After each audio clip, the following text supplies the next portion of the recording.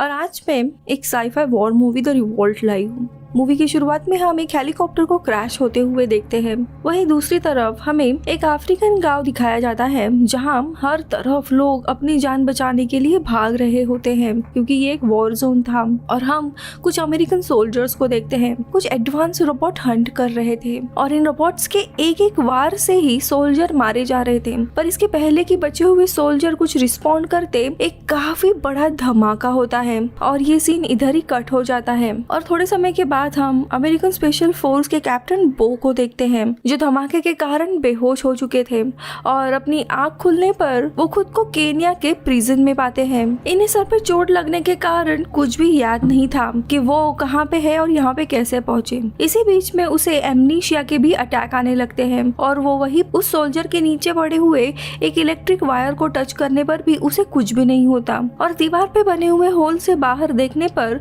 उसे हर चीज तबाह हो चुकी दिखाई देती है। वो के साइड वाले सेल में नादिया नाम की लड़की मिलती है जो कि एक फ्रेंच मिलिट्री की डॉक्टर होती है जो उसे बताती है कि उन्हें नोराक नाम की किसी जगह पे कुछ रेसिस्ट थग्स द्वारा कैद कर लिया गया है। और आगे नादिया बताती है कि कैसे पूरे अर्थ पर इलेक्ट्रिफाइड बाइपेडल एलियन रोबोट्स ने कब्जा कर लिया है और पूरी अर्थ तबाह हो चुकी है और तभी आसपास रखी हुई इलेक्ट्रिक चीजें अपने आप स्पार्क होने लगती है जो दर्शाती है कि वो इलेक्ट्रिफाइड एलियन आसपास है। मगर तभी उन रेसिस्ट थग्स का ग्रुप वापस लौट आता है जो इन दोनों के भी सामने एक व्हाइट मैन को ब्रूटली मार देता है और आगे वो बो को और नादिया को भी मारने के लिए चले जाते हैं। लेकिन बो एक सोल्जर रहता है, वो अपनी जान बचाने के लिए उन थग्स के लीडर के साथ फाइट करने लगता है जबकि दूसरी तरफ नादिया दूसरे थग्स के साथ लड़ने लगती है। वही सोल्जर लड़ते लड़ते बाहर आ जाते हैं जहाँ बचे हुए थग्स को मारने के बाद वो पहली बार उन एलियंस और इस धरती को देखते हैं जिनसे बचने के लिए सोल्जर एक बंजर पड़ी जमीन में आकर छुप जाते हैं और खतरा टलने के बाद वो वापस नादिया के पास लौट आता है। लेकिन यहाँ पे नादिया ने अकेले ही बचे हुए थग्स को मार दिया होता है। लेकिन यहाँ पे नादिया को उस सोल्जर यानी बो का नाम भी पता नहीं होता, लेकिन उसके कपड़ों पर फटा हुआ एक टैग होता है जिसपे बो लिखा था, इसीलिए वो उसे बो ही बुलाने लगती है। यहाँ पे बो नादिया को बताता है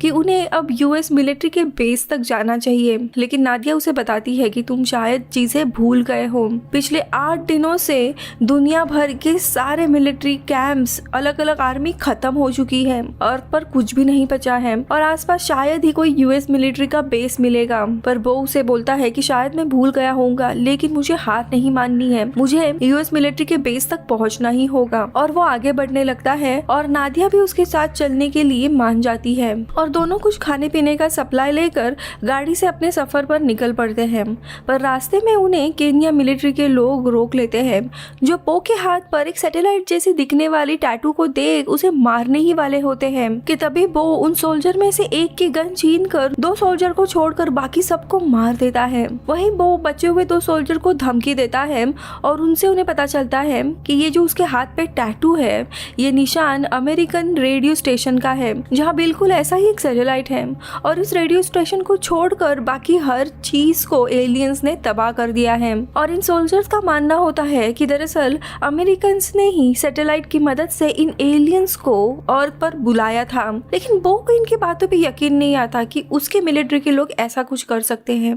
और केनियन सोल्जर की बात सच है या नहीं ये पता करने के लिए बो खुद उस रेडियो स्टेशन के बेस तक जाने का सोचता है जहाँ पे अगर सोल्जर की बात सच निकली तो वो अपने ही हाथों से उस पूरे स्टेशन को तबाह कर देगा। पर इसी बीच उनके ऊपर एक एलियन हमला कर देता है जिसे बचने के लिए बो और नादिया एक टूटी पड़ी कंक्रीट दीवार के पीछे आकर छुप जाते हैं। लेकिन तभी उन्हें उनके सामने एक फैमिली दिखाई देती है जिन्हें वो एलियन मार देते हैं। बो और नादिया चाहकर भी उन्हें बचा नहीं पाते पर किसी तरह वो दोनों खुद को उन एलियन से बचा लेते हैं और अब रात कटने के लिए दोनों एक जगह पे रुक जाते हैं जहाँ पे वो दोनों अपने अपने अतीत के बारे में बताने लगते हैं। वही अगली सुबह दोनों एक बार फिर से अपने सफर के लिए निकल पड़ते हैं, लेकिन बीच रास्ते में उन्हें कुछ एलियन हंटर्स पकड़ लेते हैं जो इन दोनों को भी एज अ बेट की तरह इस्तेमाल करते हुए उन एलियंस को अपनी तरफ अट्रैक्ट करने लगते हैं। इन दोनों को ऐसा देख वो एलियंस इनके तरफ ही आने लगते हैं और एलियंस को आता देख वही सारे सारे हंटर्स चुपचाप अपने गन से एलियन पर हमला करने के लिए लगते हैं, लेकिन तभी वहाँ और दूसरे एलियंस भी आ जाते हैं जो एक एक कर सभी हंटर्स को मार देते हैं। लेकिन यहाँ पे हैरान करने वाली बात ये कि वो बो को छोड़कर सभी को मार रहे होते हैं, पर इस पर ज्यादा ध्यान नहीं देते हुए बो किसी तरह खुद को और नादिया को छुड़ा लेता है और अपनी जान बचाकर वहाँ से दोनों निकल जाते हैं। इधर दोनों एक ब्रिज के पास पहुंच जाते हैं, जिसे पार करते वक्त उन्हें नीचे नदी के पास एक घायल फोटोग्राफर पड़ा मिलता है, जो बो और नादिया को देख काफी ज्यादा खुश होता है क्योंकि उसने काफी दिनों से कोई जिंदा इंसान को नहीं देखा होता। ये दोनों उसके पास आते हैं और वो इन दोनों को बताता है कैसे उसने दुनिया भर में जाकर एलियन से लड़ रहे लोगों की पिक्चर निकाली थी, ताकि ये फोटो दिखाकर वो बाकी के लोगों को इंस्पायर कर सके एलियंस के खिलाफ लड़ने के लिए। पर काफी घायल होने के कारण फोटोग्राफर को पता होता है कि वो बचने वाला नहीं है, पर बो को वो उसका कैमरा ऑफर करता है जिसमें यूएस मिलिट्री के भी फोटोज होते हैं, जिन्हें फॉलो करके नादिया और बो आसानी से वहाँ तक पहुँच सके। लेकिन ऐसे जख्मी हालत में उसे पढ़ना नहीं था, इसीलिए वो इन दोनों को भी उसे शूट करने के लिए कहता है और ना चाहते हुए भी नादिया उस फोटोग्राफर को शूट करके एक आसान मौत देती है।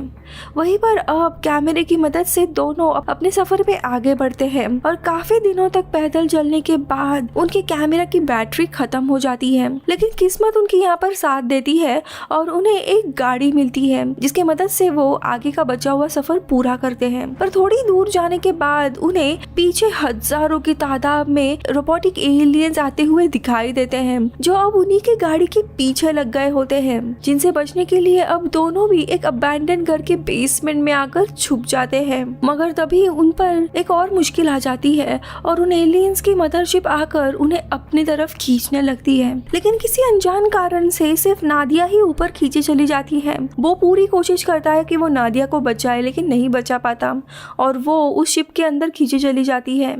अब वो अकेला बचा था, जो कि अकेले ही बेस की तरफ पूरा सफर जारी रखता है और फाइनली किसी तरह वो बेस तक पहुंच जाता है। लेकिन यहाँ पर भी पूरा बेस एलियन के हमले से तबाह हो चुका था। लेकिन तभी उसे एक दीवार पर रेसिस्ट ग्रुप का निशान मिलता है, जिसे वो फॉलो करने लगता है और वहाँ से वो एक जगह आकर आराम करने के लिए रुकता है कि तभी उसके पास दो स्पाइडर की तरह दिखने वाले रोबोटिक एलियंस आते हैं और वो बो के चेहरे पर स्कैन करते हैं और उसे बिना कुछ चोट पहुंचाए वहां से चले जाते हैं। वहीं बो को रेसिस्ट ग्रुप के लोग देख लेते हैं, जो उसे अपने बेस में लेके जाते हैं, जहां पे वो बो के पैर पर लगी हुई चोट को ठीक करते हैं और उन्हें अब तक जो भी हुआ वो बताता है। वो ये भी बताता है कि कैसे उसे छोड़कर सिर्फ नादिया को मदरशिप लेके गई, लेकिन उसके बातों पे कोई भी यकीन नहीं करता। उसी कैंप में बो की मुलाकात थोड़ी देर बाद उनके लीडर रॉड्रिक से होती है, जो कि आर्मी में इंजीनियर हुआ करता था, जो बो को उसके बनाए हुए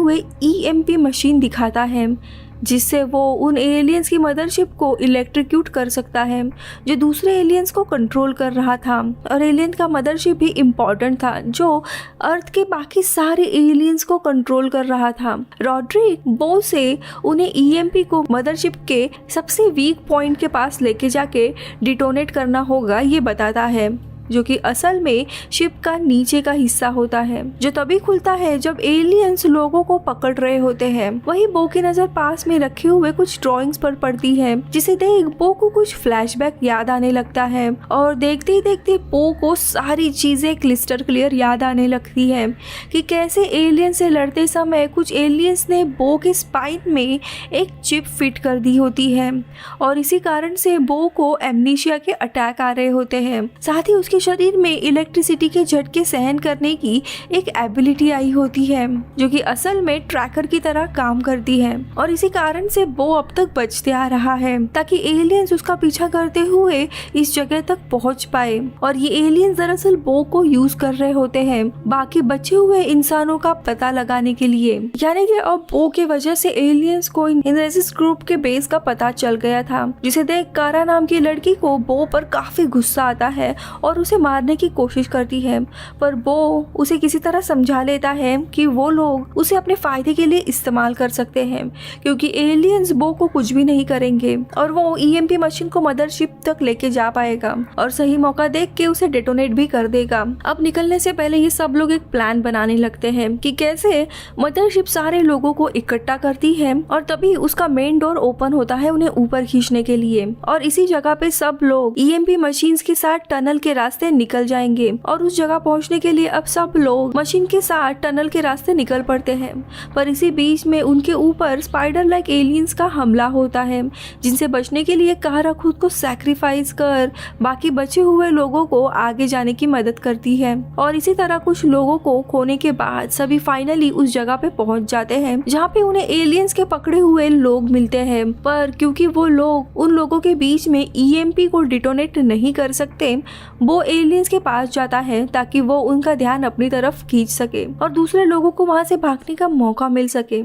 वही बो और रॉड्रिक दोनों ईएमपी मशीन्स को एलियन के पास लेके जाते हैं, पर एक एलियन के वार से ही वो मशीन की बैटरी खराब हो जाती है। लेकिन इसके पहले कि एलियन उन्हें मारे, बो को समझ आता है कि ये लड़ाई बस उनकी अकेले की नहीं है और उन्हें एक साथ आकर इन एलियंस का सामना करना होगा। और बो को फोटोग्राफर की खींची हुई एक पिक्चर याद आती है जिसमें एक लड़का पत्थर से एलियन से लड़ रहा था और वो खुद भी एलियन पर पत्थर से हमला करता है, जो कि दूसरे लोग देख रहे होते हैं और उनमें भी एक जोश आता है और वो एलियन से फाइट बैक करने लगते हैं। लेकिन उन्हें मशीन को चालू करने के लिए बैटरी की जरूरत है, जिसके लिए बो खुद की जान खतरे में डालकर टूटी पड़ी इलेक्ट्रिक वायर से इलेक्ट्रिसिटी खुद के थ्रू ट्रांसफर करके मशीन तक पहुंचा देता है, जिससे कि बैटरी रिचार्ज हो जाती है और अपने आप डिटोनेट हो जाती है, जिससे कि मदरशिप और बाकी सारे एलियंस अपने आप बंद होकर गिरने लगते हैं। वही शॉक के कारण वो बेहोश हो गया था,